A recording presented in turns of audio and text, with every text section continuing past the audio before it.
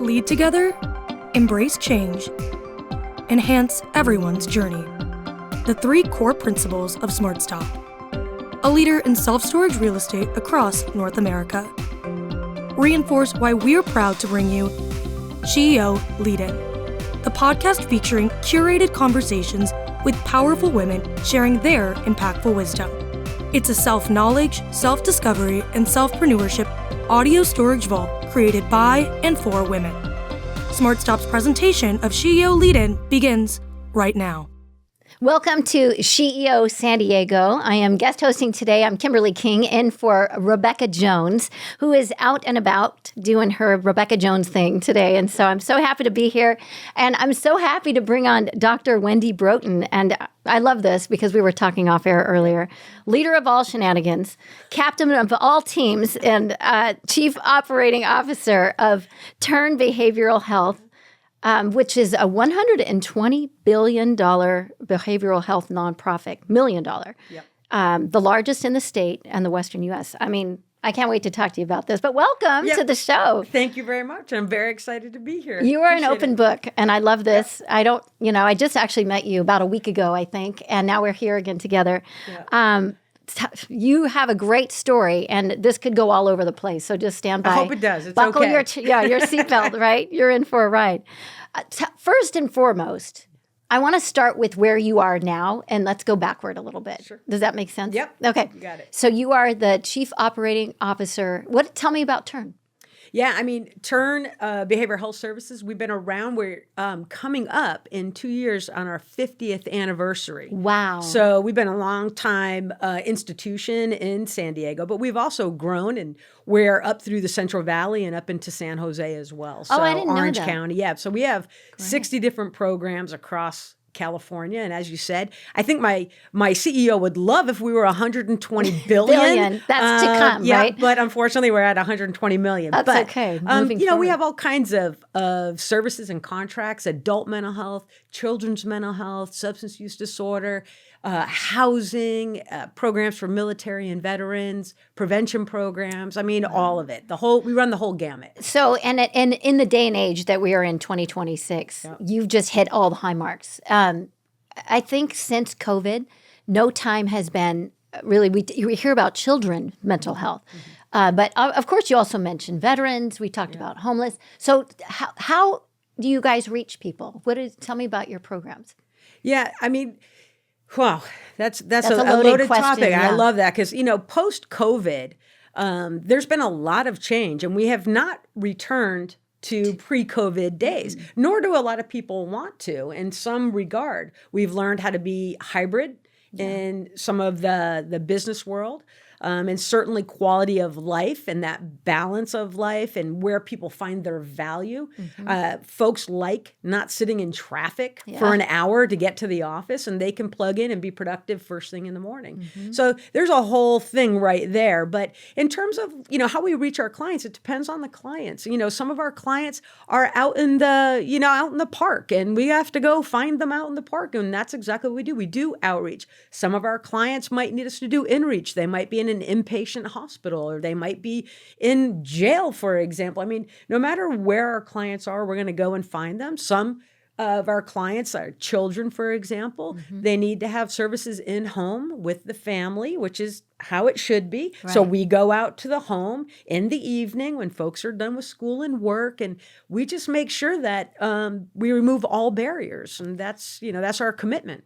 So I think this is so fascinating. And one thing that makes your story come full circle is, and tell me if I'm wrong, but you see yourself in some of the clients that you service. Yeah, absolutely. I just love that. So I don't take my job or my title or my responsibilities for granted at all.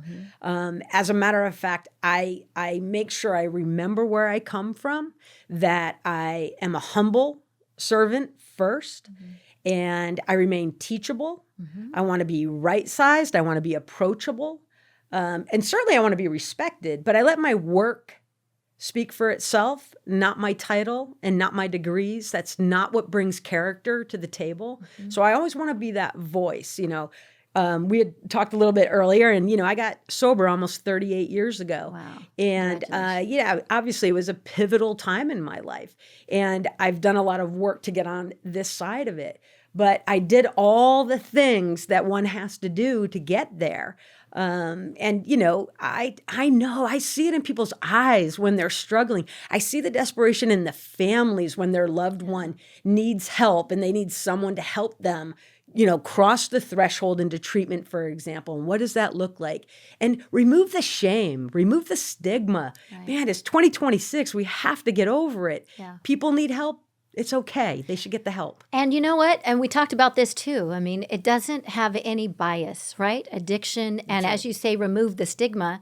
It's pretty much in every family, right? In every family and people. And the fact that you can recognize it, that you've been on the other side of it, how empowering is that for you? And now you are a doctor and as you say, the titles you push aside. But I also want to talk to you about how you earned that as well later in life. Yeah. I mean, wow. So I just threw a lot at you just now. But. I love it. It's all good. It's all good. If I could sum up my journey at Turn. I mean, I've worked at other places before Turn. I've been at Turn now for 28 years. So congratulations. I started very, very young. Yeah. And so, I worked hard. I started at a program and I've worked my way up, and I tell people I'm not the smartest one out there. I'm just not. I'm just an average person, but I always put myself in a place to be useful. How can I help? What can I do? How can I create lift in the situation? What am I bringing rather than going into a situation and wondering what's in it for me? And so I've just been at the right place at the right time because I make sure that I am. Yeah. And like I said, I worked really hard to get there. So that I would say is the path. That's how I got there. But I will say this with regards to my doctorate, I had this fundamental belief, and it was a lie. But I believed it.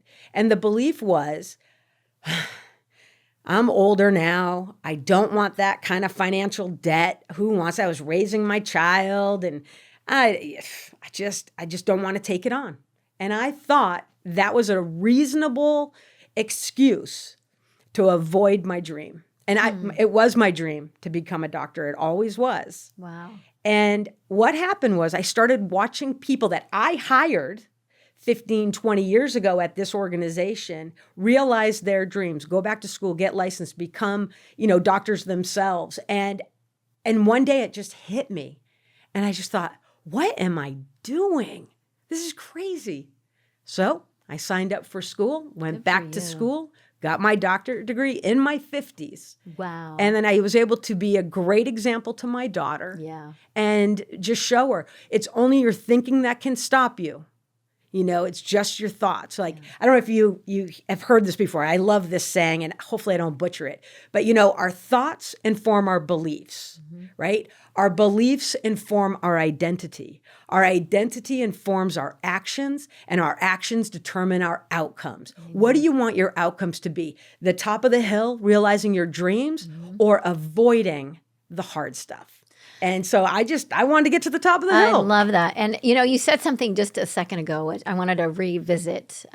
Doing hard stuff, first of all, is reading so many books on just do the hard stuff. Yeah. We need to teach our kids and the next generation to not just give up. But you said something that I hearkened back, and I could see young Wendy when you're on all the sports teams as a captain, as a leader in those early stages.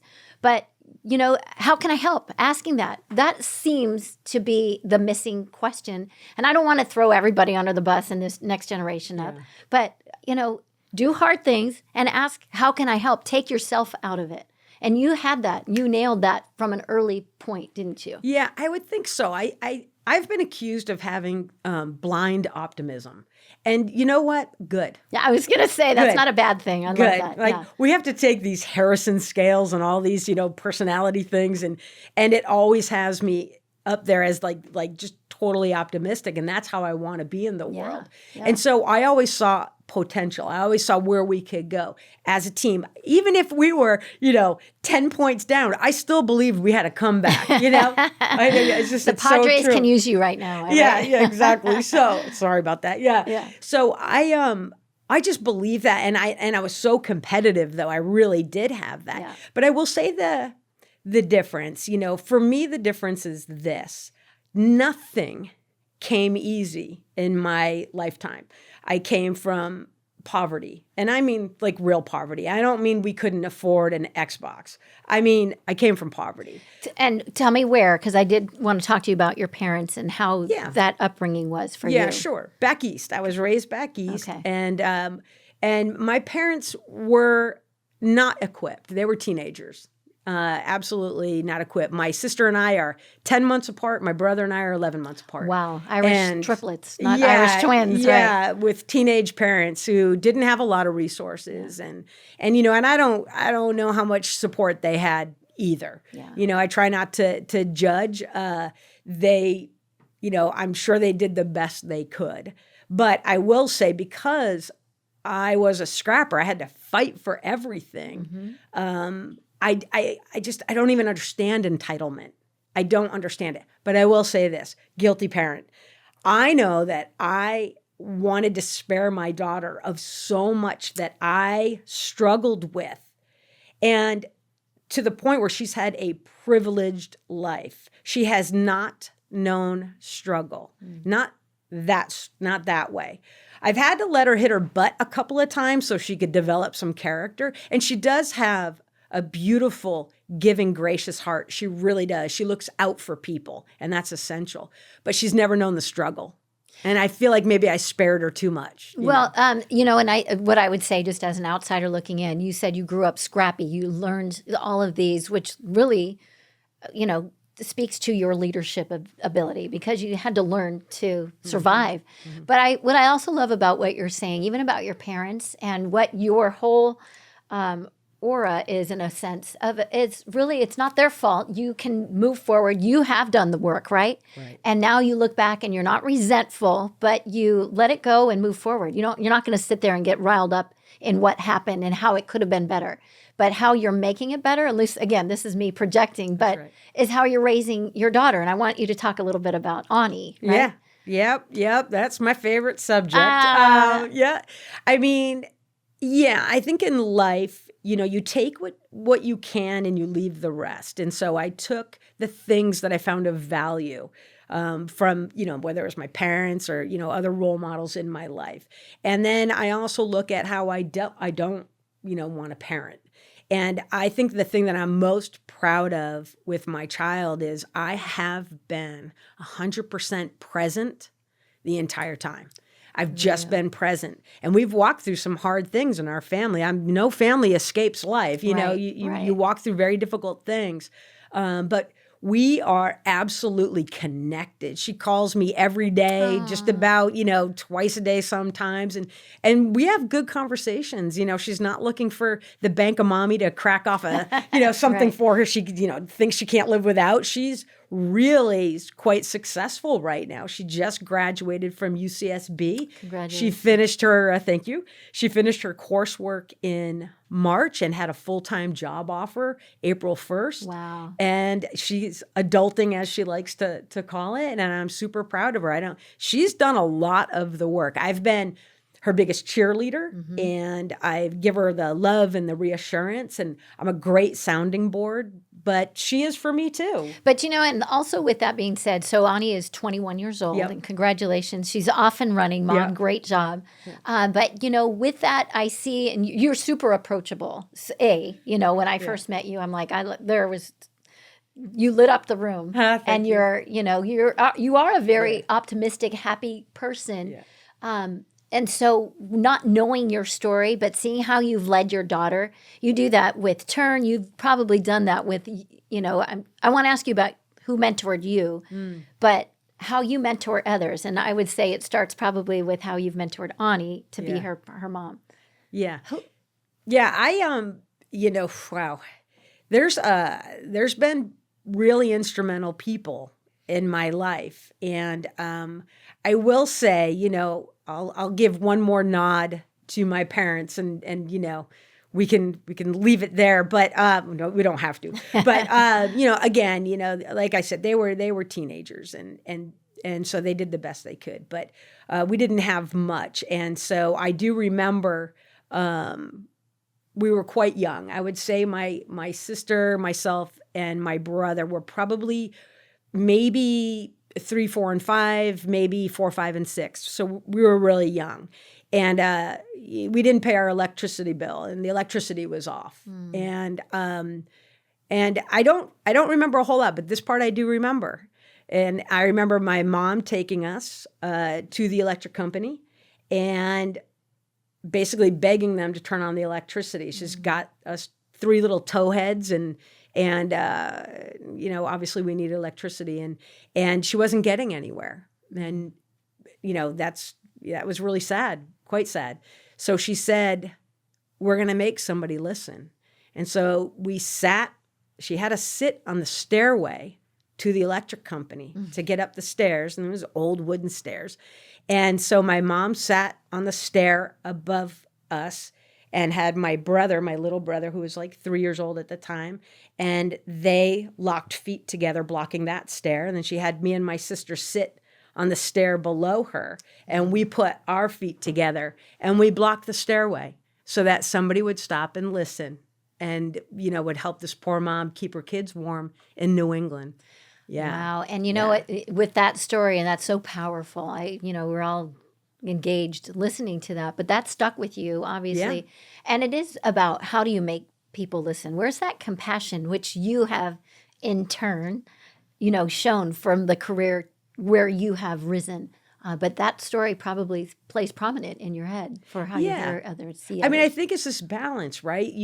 There's times when you have to fight. Right. You have to fight. You have to show up. Right. You have to stand center and have courage. Right. And sometimes it's easier for us to do that for other people than for ourselves. That's a good point. Right? So I would suspect at that time my mom was looking at the 3 little kids who obviously we needed electricity in our home. And so I think that demonstration never left me. It's one of those, like, it shows real grit and determination and that mama bear. Right. And boy, I'll tell you what, I got that mama bear gene. Yeah. No one can mess with my child, I love it. Yeah. So I think I took that from, if you want, her example, her role modeling that. And leadership too. I mean, she's trying to make the way to say, listen to me. And this is, kids, my family comes first. Yeah. And see me.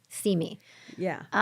Tell me a little bit about, because again, of where you have gone in your life. And again, you mentioned you were in your 50s when you earned your doctorate. Yep. Who turned the page for you besides your parents? Is there anybody that specifically, or has this been like, your story is so incredible, and I love that you're so transparent about it, but, we all take a couple of steps sometimes and then take steps backward. Who lifted you up to wake you up? Yeah. I mean, there's been pivotal people who, at the time I needed them most, right? So I had a teacher in high school who knew, he saw it all. I was a leader of shenanigans. Wreck. Yeah, I was an absolute train wreck. And he was always there for me. Oh, and God bless that teacher. Yeah. So shout out to Richard Poston. So we fondly, all the students, we all called him Poston. He was amazing. And I would say he stood in my corner. And then after that was a friend, he just was, he was more of a caretaker than anything else. And he's the one who did the intervention for me. And his name was Tom Herman. And I think about him every year on my sobriety date. And there's a funny story. He had just randomly asked me, like, where have you been? And I had I couldn't tell him. I don't know where I was. I was, 21, 22 years old, and I was out there doing my thing. And he said, I want you to consider getting sober, and I'm going to take care of everything. And I'm going to send you to this treatment center. And all I need for you to do is to say yes. And I was just like, oh, God. And it probably, you have to want that, right? Yeah. I mean, I think I was pretty well done by then. Okay. So, because nothing I was doing in my life was working. So I said, okay. And he sent me to a treatment center in Minnesota. I was living in New Hampshire at the time, and he said he wanted me to go somewhere where I couldn't walk home. Oh, So my gosh. he knew me well enough, and he did this thing for me. And I think that early on is the difference maker. Now, I've had great role models. I've had a lot of female role models, people who have been stand-in moms and mamas and grandmas and just lovely, lovely human beings. And I think the hard part was saying yes to help. Mm-hmm. Like, we all need help, but it is a humbling experience to ask for help and then accept it and take the action. And, I was kind of looking over your questionnaire too, and you did say that is courageous to ask for help, be humble enough to accept it, and then admit it and talk about it. And this is such an amazing conversation, and I really do appreciate you walking back and, leading us on this path. You bet. Don't go anywhere. We'll be right back. We need to hear a word from our sponsor at SmartStop. SmartStop knows the winning connection is when we elevate success together. SmartStop Self Storage, a California company with nearly 200 properties and over 15 million square feet of rentable storage in the US and Canada, is committed to positively impacting the communities we serve on the national and local level. By aligning our core principles of leading together, embracing change, and enhancing everyone's journey with local initiatives. To learn more about our core values, our locations, and career opportunities, please visit us at smartstopselfstorage.com.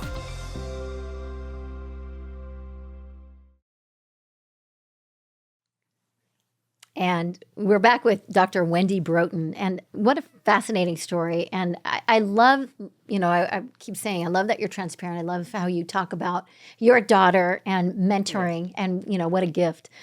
Talk a little, now we're going to go back to Turn. Okay. And, literally, what would you say to others about making a difference and helping where we're a mess in 2026?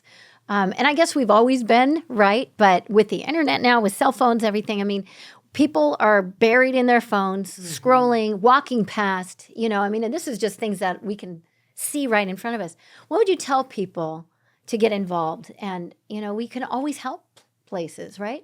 Yeah, it's very true. Right now, we have a nationwide behavioral health workforce shortage. And it's being felt. There's not enough people going into the field and graduating college to meet the needs. There just isn't. So we can look at that, but at the same time, look where you're at. Where are your feet planted? Mm-hmm. If you're in a place to do some good, to be of some help right now, whether you have the job or whether you're a volunteer or, you want to get into the industry, make a difference. Everyone can. You just have to commit yourself to seeing past your own stuff. There's nothing that helps me more than getting out of self, being of service to other people. I have a friend that I love it, and she always says it, and I repeat it now, and that's bring what's missing. You see something that bothers you, you're just like, this don't whatever. Complain about it. Yeah, bring what's it. missing. Yeah. So go into it knowing, I'll go into work sometimes and I'm just like, okay, I know we have a heavy thing going on, and I'll do all the work in the morning to get centered, to get my energy right. This morning, I'll give you an example. I'm on my couch with my dog, and I'm having a lovely second cup of coffee, and my head is telling me all the reasons it makes sense to continue to sit on the couch and then probably go into Instagram because, they have motivating things to get ready for today, whatever. Yeah. And then I was just like, you know what? You got to get up, go to the gym, get your head right, dissipate all the anxious energy. When we're showing up and we're giving back to people, there's a level of vulnerability that happens. Right. And I'm all about you walk the walk and you talk the talk. Don't give it lip service. Right. So I got my butt up and I went to the gym this morning and I did all the things I was supposed to do. Yeah. Yep. But we get in our own way, that voice inside our head. And I'm sure just from your past as well. We all have that voice in our head. We all have that. So it's a matter of like shutting that down and motivating and to have key people, I guess, in our lives too, right? Yeah, that hold us and accountable. just take ownership. Yeah. Take ownership for your life and your choices. And, you mentioned mentorship. And Yes. I try to lead by example at Turn. We've got we've got a tremendous workforce. And I love that. And we talk about like what opportunities are out there for women, in the spirit of this show. And one of the things we have our core values, which is integrity, diversity, mentorship, and inclusion. Mm-hmm. And so it's not just on paper. It's not just fancy values that sound good when we're trying to win a contract. Right. It truly is the lens by which we make decisions and we move in our industry. And so it's not just about promoting people or making sure they have opportunities, but they have a voice at the decision-making table, that what they think and their experience and their traditions, values, cultures, all of that plays a part in how we grow as an organization. And hopefully we do continue to grow. I mean, that's what keeps us alive for almost 50 years now.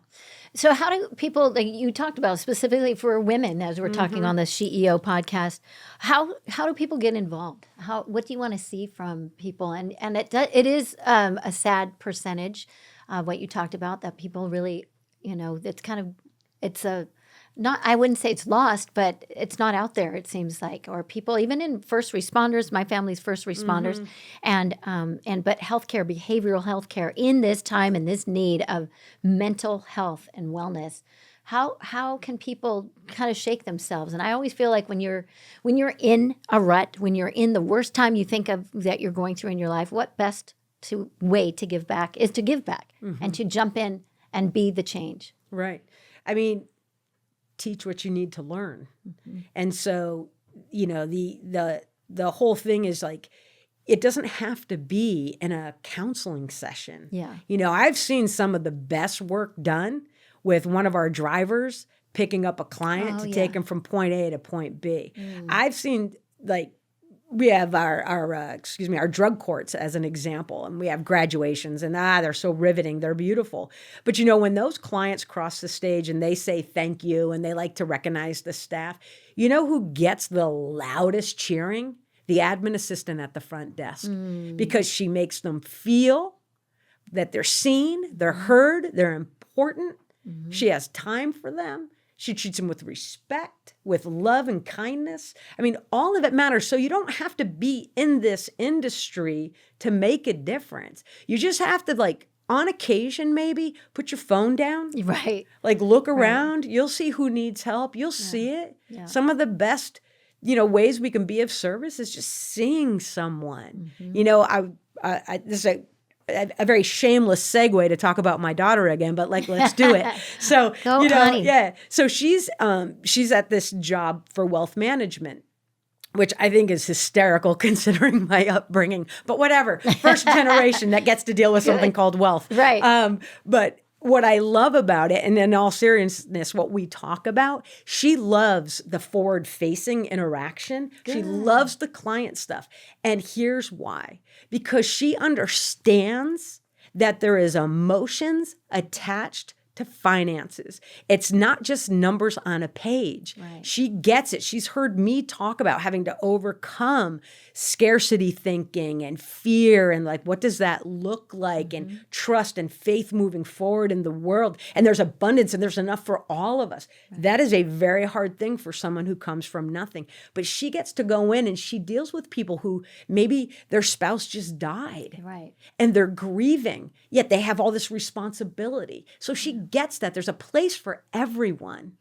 And I love that because of her young age, especially at 21. It's kind of the EQ, the emotional quotient that she's craving too. She sees that she's bringing that with her to her new position. So good for her. Yeah. She's going to be very successful.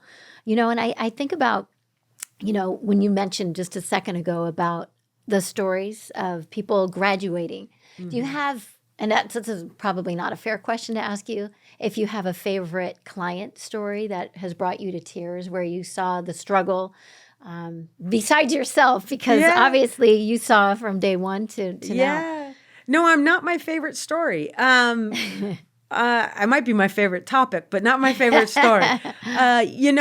I will say this. This is just what pops to mind, is there are people at Turn who I am absolutely riveted by their stories. I mean, I mean it sincerely. Could write a book, probably. I mean, I remember driving in the car with, one of our program managers at the time, and she was running happened to be one of our in-prison programs. And she'd been with us for 20-something years, and just amazing. And she was running these programs that don't close down, right? So there's 24/7. And when I found out from her, she was raised in Compton. She got into addiction. She had to overcome that, go to school, get a job, become a counselor, all of that. And she shared with me that she had overcome cancer. But she did this while working for me. Like, she worked at Turn, and none of us had any idea. You know why? She didn't take time off work. She just dealt with it. She dealt with it with stoicism and grace and dignity, and she put others first. And some people might say, oh, well, she should have put herself first, taken time off, cared for herself. But you know what helped her to survive? Purpose and meaning and being of service to other people. And when I heard that story, I was like, for a whole year, she was going for cancer treatment, and God bless her, she's been in remission, and she's a wonderful, beautiful story. But that's the stuff where I'm like, that I could never do that. I would be all over everybody, know what's going on with me. Let's take a swim in Lake Me right now. I'd be all about me. But she wasn't at all. She was just... so that's what blows my mind, like stuff like that. I'm just like, wow, there's so much spirit and commitment and grace out there that I learn from. And so that's true. I mean, from where you sit and you see these people that come in that are selfless, that are courageous, and that are quietly battling or, fighting their battles. And so thank you for sharing that. And you talked about prisons too. There are I forget what you call it, but the people that are being, how do you say it? Reformed. It's like prison reform, but within the walls. There's a lot. I worked for the sheriff's office about a year ago, just as the director of communications, the PIO. And I learned so many stories of what they are trying to do to really help while you're in your stay or whatever your sentence is. But it was so uplifting. There are a lot of inspiring stories that are happening behind the scenes, and it really takes all practices to work together. And I think that's really what you're about as well. Yeah, I certainly. And those reentry programs, Reentry programs talking about reintegration. Yeah. So what I want the viewers to understand is everyone knows and believes that you do the crime, you do the time. So that no one is saying anybody should be getting off light like that. That's not what we're saying. But we're saying is, if there's a place and time to be able to offer rehabilitation to people who have trauma histories, addiction, untreated mental illness, they're getting out anyways. Yeah. They're going to get out eventually. Right. So let's get in and let's provide some services and help them to develop the skill set to reintegrate as law-abiding and giving and healthy citizens and great neighbors. And so that's, when we talk about reentry programs, that's what we're talking about. Which, again, and you've said this about your own life, it was really kind of finding your purpose and your passion and where, and sometimes along the way, people may have lost that completely because of their back history. But even with, and I'm really talking locally with the San Diego jails, that, these chef programs, cooking, gardening, finding a way to dig through and get to the bottom of what is your purpose, where is your passion, and finding that love of yourself again. And I think that's just a brilliant switch, a brilliant move, because you're right, they are going to get out anyway. Why not start to help them ahead of time. Yeah. And there's some just amazing stories. And I'm only really talking from one area for turn. But, let's talk about Ani again, because Ani is your superstar 21-year-old. Yeah. And, one thing you said that she, as 21, mothers, daughters have an interesting, relationship, but she calls you. Yeah. She calls you daily. She calls you a couple times a day. Yeah. With her friend group, with her friend set, and then even in her workspace, I'm sure she brags about you all the time to say, you know what, my mom raised me like this. And so that must feel good for you. Again, next generation. And then she's also leading the charge with her own group of friends. Yeah, I think she's definitely grateful. She talks about her gratitude for the way that she's grown up. And so I know that she feels that. And I do think she's probably proud.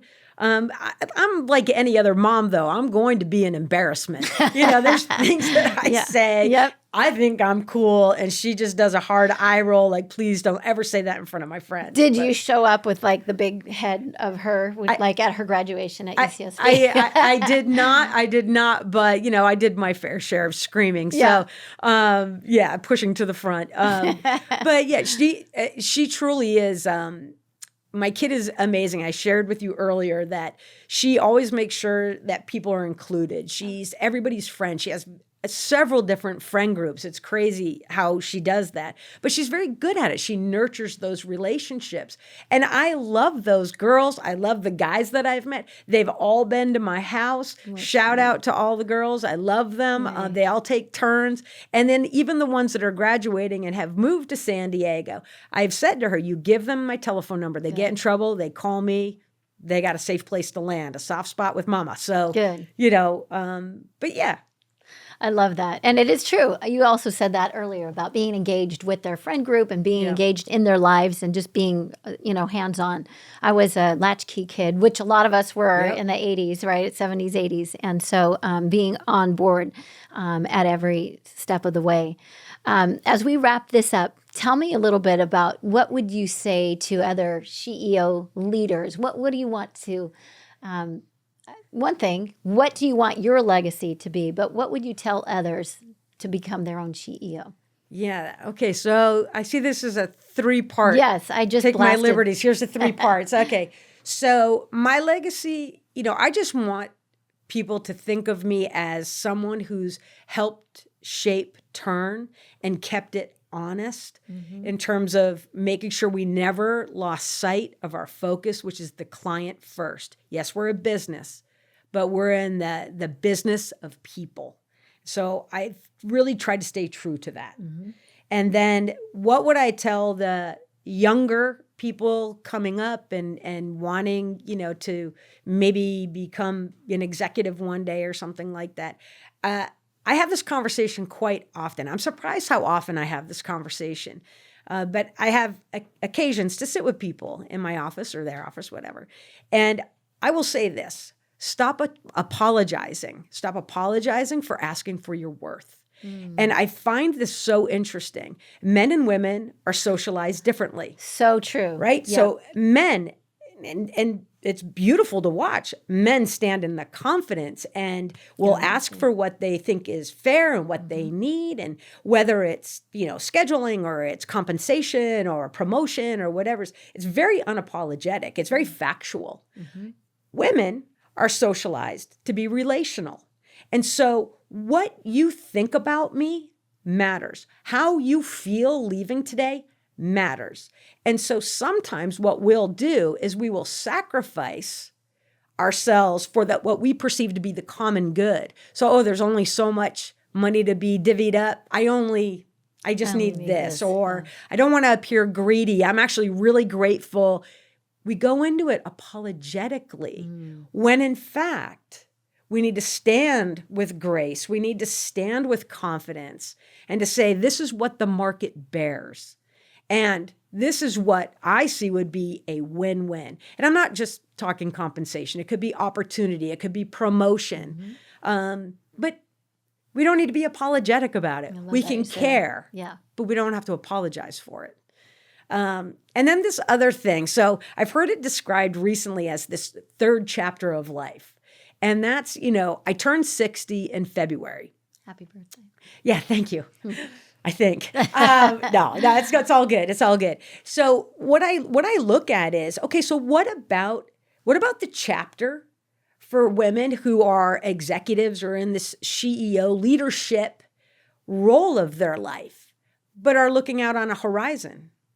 They're looking at, if you look at any statistics, the statistics tell you when you turn 60, you have 12 years. 12 years of healthy, productive, disease-free or, pain-free existence. This is what you got. And so a lot of people will look at retirement, 65, 68, 70 now? I don't know. Yeah. But I'm looking at this different chapter and there's no blueprint and no one's talking about it. So I would just like to say, for anyone who's in this third chapter like I am, it's okay that we don't have the answers, but we still have to be here for each other. We need to be there for the young ones because, they're going to be responsible next. But that doesn't mean we get put out on the curb. Right, right. We have wisdom. Yeah. We have energy.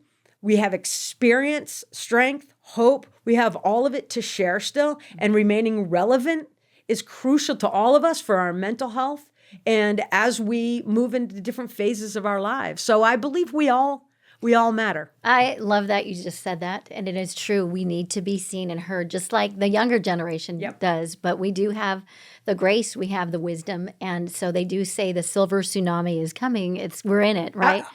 I'm there. And you wear it well. I love it. But, even I was just going to say, your daughter, within her new career, she is looking at you if she's talking to people about their futures, their retirements, and you are a trailblazer in and out and throughout. And I just want to thank you for all the work you are doing, what you have done, the path you have really journeyed. And you are you are the leader and the future of SheEO. So thank you so much. I appreciate it. Thank you for having me on Absolutely. today. And a shameless plug for Turn BHS. If you, a loved one, need help, anybody please reach out, turnbhs.org or 858-573-2600. And, we'll make sure you get what you need. Thank you so much. All right. And again, thanks for letting us know how we can all get involved. Thank you. The incredible curated SheEO conversation you just enjoyed was brought to you by SmartStop, a leader in self-storage real estate and a company that upholds its core principles of leading together, embracing change, and enhancing everyone's journey. To learn more about SmartStop, please visit smartstopselfstorage.com. Cloudcast Media.